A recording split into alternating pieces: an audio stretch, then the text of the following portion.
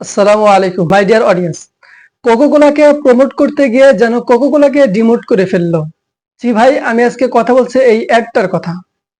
Israel ফিলিস্তিনের উপর হামলা করার কারণে বাংলাদেশের জনগণ সহ আরো বিভিন্ন দেশের লোকেরা কিন্তু কোকোকোলাকে বয়কট করে ফেলেছিল, ইভেন বয়কট করে ফেলেছে।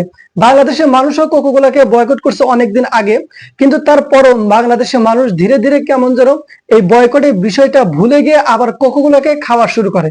কিন্তু কোকোকোলাকে প্রমোট করার জন্য বাংলার দুই অভিনেতাকে এজেন্ট হিসেবে ব্যবহার করে তারা একটা অ্যাড তৈরি করে। এর ফলে মানুষ আরো নতুন করে সচেতন হওয়া শুরু করে যে না, কোকোকোলাকে আর খাওয়া যাবে না।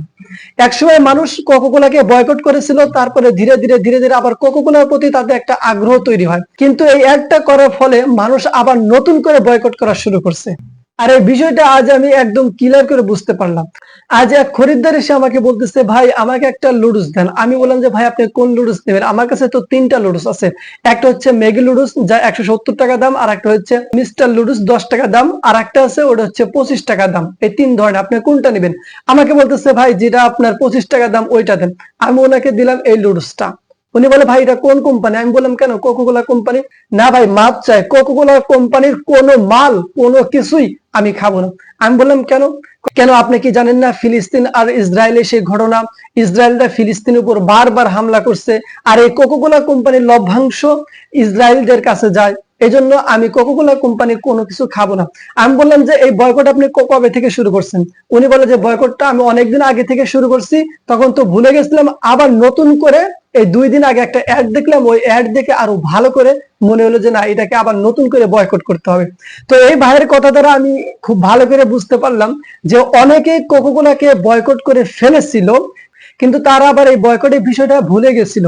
ভুলে যায় আবার কোকোকোলা নতুন করে খাওয়া শুরু করে, কিন্তু এই অ্যাডটা দেওয়ার কারণে আবার মানুষ এটাকে বয়কট করা শুরু করছে। যার মূল বক্তব্য এমন দাঁড়ায় যে কোকোকোলাকে প্রমোট করতে গিয়ে যেন তারা কোকোকোলাকে ডিমোট করে ফেললো।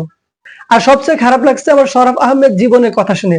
শরফ আহমেদ জীবন এই কথাটা বলেছে যে ভাই এটা আমার একটা অভিনয়, আমাকে যে স্টাইলে অভিনয় করতে বলেছে, তাদের বিজ্ঞাপনটা আমাকে দিতে বলেছে, আমি দিয়েছি। আপনারা আসলে এখানে চিন্তা করা উচিত ছিল যে আমি কোন বিষয়ে কথা বলছি বা কোন বিষয়ে অভিনয় করতেছি। আমি যে বিষয়ে অভিনয় করতেছি এটা কি জনগণ কোন দিকে নেবে, নেগেটিভ নাকি পজিটিভ? যে বিষয়টা নিয়ে ইতিপূর্বে অনেক তর্ক বিতর্ক হয়েছে, এগুলোকে মানুষ ঘৃণার চোখে দেখেছে। আপনি সেই বিষয়টা সেটাকে আরো প্রমোট করার জন্য ওই ইসরায়েলদের পক্ষ নিয়ে আপনি আবার কেন এই একটা তৈরি করতে গেলেন?